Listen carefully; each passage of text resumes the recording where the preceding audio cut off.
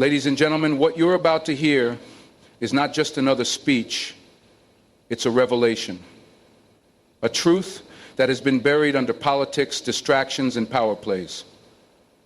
Today, the mask comes off. A former prime minister has broken his silence. The secrets, the strategy, and the shadow games of leadership exposed. This isn't fiction. This isn't speculation. This is real, and it's happening right now. At the heart of one of the world's most powerful and complex nations, you care about truth, if you believe in justice, if you know that leadership should be earned, not abused, then you can't afford to look away. So take a deep breath. Stay with us, because by the time this ends, you won't just see a leader differently, you'll see a nation standing on the edge and a people rising to pull it back. Let's begin. Former Israeli Prime Minister Ehud Olmert's accusation against Benjamin Netanyahu marks a rare and explosive moment in Israeli politics. Olmert, once Netanyahu's political rival and fellow Likud party member, has emerged as one of his harshest critics, accusing the current prime minister of putting his personal interests above the welfare of the Israeli state. This isn't just a political critique. It's a declaration that Netanyahu's recent actions threaten the democratic foundation of the nation. Olmert's statements aren't vague or diplomatic. He directly claims that Netanyahu is manipulating the very institutions that hold power in check. The judicial system, once considered a pillar of Israeli democracy, is being reshaped under Netanyahu's leadership, and Olmert believes this is no accident. He alleges that these reforms have nothing to do with national efficiency or balance of power, and everything to do with giving Netanyahu unchecked authority while weakening the ability of the courts to prosecute him. Olmert, having served at the highest levels of government, offers credibility to these accusations. His warnings are not just emotional.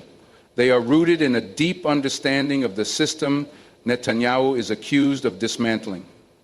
He argues that Netanyahu is engineering a system where loyalty is valued over law, and where the prime minister is above accountability. Olmert also paints a picture of a leader using fear, division, and nationalistic rhetoric to keep the population distracted while democratic safeguards are quietly eroded. He accuses Netanyahu of turning public discourse into a battlefield, pitting secular Israelis against the religious, liberals against conservatives, and elites against the working class, all while branding critics as enemies of the state. For Olmert, this isn't just political rivalry. It's a warning of democratic collapse. These statements are especially powerful coming from someone who knows the system intimately and once held the same power Netanyahu now uses to pursue what Olmert describes as a personal survival strategy, not a national vision. The depth and directness of Olmert's remarks suggest a moment of reckoning in Israeli politics, as a former prime minister openly questions the legitimacy and intentions of the current leadership. The judicial overhaul controversy in Israel has become one of the most polarizing and transformative political crises in the country's modern history. Under Benjamin Netanyahu's leadership, his government has introduced sweeping changes aimed at weakening the power of the Israeli Supreme Court. The core of the proposal is to reduce the court's ability to review and strike down laws passed by the Knesset, and to give the government more control over the appointment of judges. These moves are presented by Netanyahu's allies as necessary reforms to rebalance powers between the judiciary and the elected government, claiming the court has overreached in the past. However, critics, including former Prime Minister Ehud Olmert, argue that this is a thinly veiled attempt to dismantle judicial independence and concentrate power in the executive branch. The proposed changes triggered massive public protests involving hundreds of thousands of Israelis from all walks of life. For months, the country witnessed some of the largest demonstrations in its history, with people rallying under the banner of saving democracy. Doctors, military reservists, tech workers, students, and former intelligence officials joined the protests, warning that these reforms would shift Israel from a liberal democracy to an authoritarian system. The outcry has also come from within the Israeli Defense Forces and intelligence agencies, with high-ranking officials publicly warning that the internal division caused by the reforms poses a greater threat to national security than any external enemy.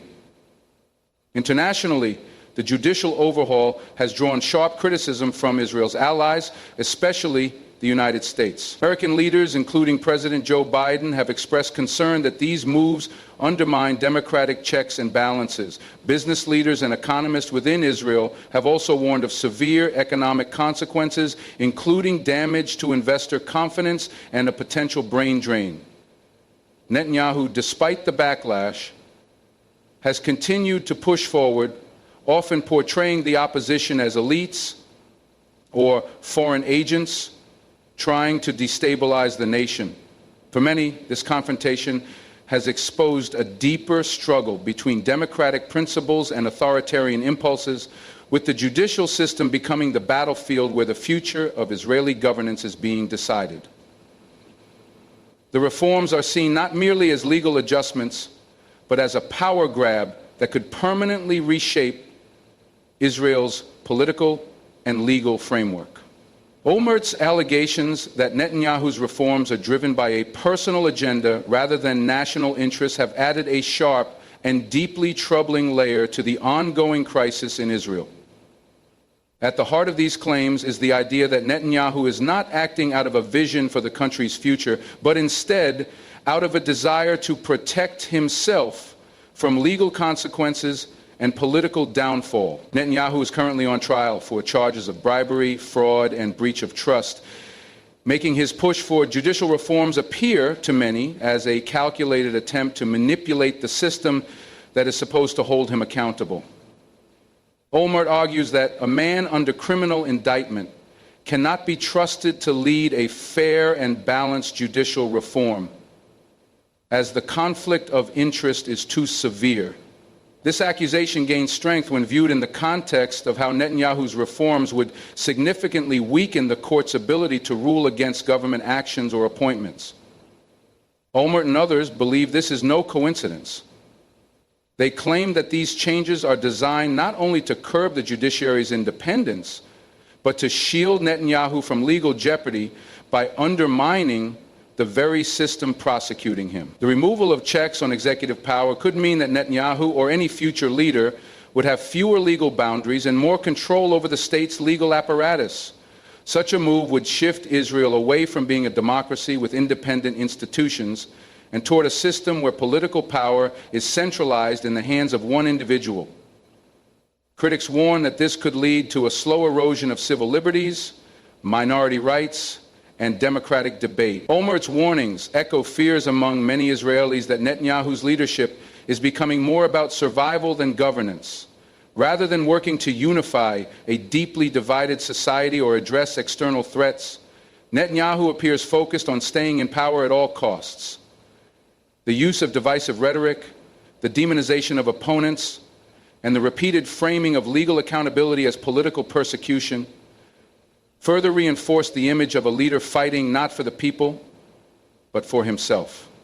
In this light, the reforms are not seen as efforts to improve Israeli democracy, but as tools for consolidating power, avoiding prosecution, and silencing opposition, all under the guise of national interest. One of the most alarming aspects of Netanyahu's recent governance, as highlighted by former Prime Minister Ehud Olmert and other critics, is his disregard for the warnings issued by top security and intelligence officials.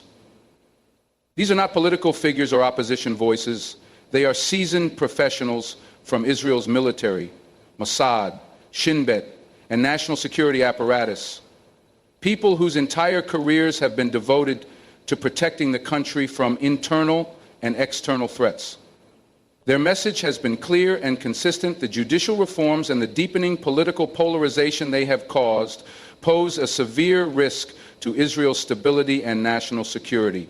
They have warned that the erosion of democratic institutions and the loss of trust in government could lead to chaos, weakening the unity that is essential in times of crisis. Netanyahu, however, has been accused of turning a blind eye to these voices, dismissing their concerns as exaggerated or politically motivated. Several high-ranking military officials have gone so far as to say that the reforms could fracture the Israel Defense Forces IDF from within. Thousands of reservists have threatened to suspend their service in protest, a move that would have been unthinkable in previous years. These men and women are not acting out of partisanship, but out of a genuine belief that the foundational principles they swore to protect are being violated. Their stance has sparked concern among both the Israeli public and international observers, highlighting how deeply the judicial crisis has penetrated the core institutions of the state. Intelligence veterans have also expressed fear that the breakdown of internal unity will embolden Israel's enemies. A divided society weakened by distrust and internal strife is more vulnerable to external manipulation and attacks. Despite these warnings, Netanyahu has continued to pursue his agenda, often labeling his critics, even those in uniform, as disloyal or influenced by foreign interests. This dismissal of expert advice has raised questions about his priorities and his willingness to risk national cohesion for political gain. Olmert has emphasized that a leader who ignores the wisdom of his most trusted security advisors is not only reckless but dangerous.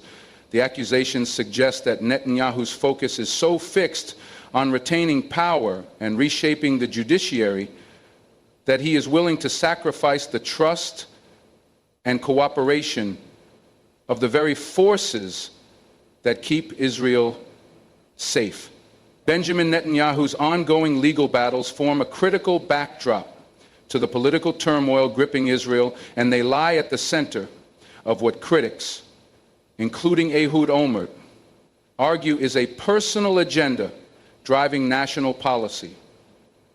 Netanyahu is currently standing trial on multiple serious charges: bribery, fraud, and breach of trust, stemming from a series of corruption scandals that have damaged his public image and divided the nation. These legal troubles have not only placed him under intense scrutiny, but have also cast a shadow over every decision he makes as prime minister. According to Olmert and other critics, the judicial reforms pushed by Netanyahu's government are designed less to serve the people and more to create a legal framework that could benefit him directly by weakening the courts overseeing his trial. This narrative paints Netanyahu's efforts not as reform, but as self-defense, masquerading as leadership. By attempting to curtail the judiciary's power, particularly its ability to review and block government actions, Netanyahu stands to gain a political shield against future convictions or legal consequences. Critics warn that such a move could enable him to appoint favorable judges or influence legal procedures, ultimately allowing him to evade accountability. Boka, Friedrich, Laiba. These concerns are further heightened by Netanyahu's pattern of attacking law enforcement institutions, questioning the legitimacy of the prosecutors handling his case, and portraying the charges against him as a political witch hunt. Olmert, who himself once faced legal proceedings and served prison time, draws a stark contrast between his own resignation and Netanyahu's determination to remain in power while under indictment. He argues that continuing to lead a nation while standing trial for corruption is not only unethical, but also corrosive to public trust in the legal system and democracy itself. The legal cases have created a scenario where Netanyahu's personal fate is entangled with the country's democratic integrity. As long as he remains in office and holds influence over legal and governmental structures, many fear the justice process cannot be truly impartial. This situation has polarized Israeli society, with some viewing Netanyahu as a victim of political bias, while others see him as a leader exploiting his position to escape justice. The integrity of Israel's institutions is at stake as the line between national policy and personal survival becomes increasingly blurred. The division within Israeli society has deepened dramatically under Netanyahu's leadership, especially amid the ongoing judicial reform crisis. Former Prime Minister Ehud Olmert and many other observers have pointed to a growing chasm between various segments of the population that threatens the internal cohesion of the state. This divide is not merely political. It is cultural, religious, and generational. On one side are secular Israelis, liberal thinkers, professionals, and youth who support democracy, civil rights, and judicial independence. On the other are ultra-Orthodox factions, nationalist settlers, and religious conservatives who align more closely with Netanyahu's vision and policies. These differences have existed for decades, but under Netanyahu's tenure, they have been amplified and weaponized through political rhetoric, media campaigns, and controversial laws. The proposed judicial overhaul became a flashpoint that exposed these underlying fractures. Mass protests erupted across the country, with hundreds of thousands taking to the streets in cities like Tel Aviv, Jerusalem, and Haifa. Meanwhile, supporters of the government held counter rallies, resulting in tense confrontations and a breakdown of national unity. Families have been torn apart by ideological clashes, friendships have ended over political debates, and workplaces have become battlegrounds of differing beliefs. The growing sense of us versus them has started to erode the social fabric that has long held Israeli society together despite its internal differences. Adding to the tension is the military dimension. For the first time in Israeli history, thousands of Army reservists and Air Force pilots publicly threatened to refuse service in protest of the government's actions. This step, unthinkable in previous eras, shows how deeply the division has penetrated even the most loyal and disciplined sectors of society. Such cracks in the defense establishment have alarmed security experts and leaders who warn that internal instability weakens Israel's ability to defend itself against external threats. The country has wept long-term because this profound event has unraveled the common grid of Israel's imperialism, which has left its neighbors victimized and undermined in the wake of the hostage. Olmert and other critics argue that this divide is not accidental but cultivated. Netanyahu, they claim, has used fear, identity politics, and resentment to rally support and discredit opponents. By framing the judiciary and the protests as elitist or disconnected from real Israel, he has driven a wedge between citizens, turning disagreement into open hostility. The fear is that this deliberate polarization, once unleashed, may not be easily reversed. Trust in institutions, in one another, and in the democratic process is being eroded, leaving behind a society that no longer sees itself as one nation with shared values and destiny. What we've witnessed is not just a clash of politics. It's a battle for the soul of a nation. A leader once trusted now stands accused of putting self above state, power above principle, and control above democracy. Former Prime Minister Ehud Olmert's bombshell wasn't just about one man's actions. It was a warning that the very pillars holding Israel together are under threat. When a government rewrites the rules to protect its leader, when justice is seen as a weapon instead of a shield, and when division replaces unity, a nation begins to forget who it truly is. But even in the face of darkness, truth rises. The people rise. Voices are echoing in the streets, in the courts, in the hearts of soldiers and citizens alike. Voices demanding justice, transparency, and leadership rooted in courage, not fear. This is a defining moment, not only for Israel, but for every democracy watching, because when the people speak, when they rise with clarity, with conviction, and with unity, no force, no fear, no manipulation can silence them. To everyone listening, stay strong, stay aware, and stay united. The road to justice is never easy, but it is always worth walking. Thank you for your time, your heart, and your willingness to seek truth. May courage guide you,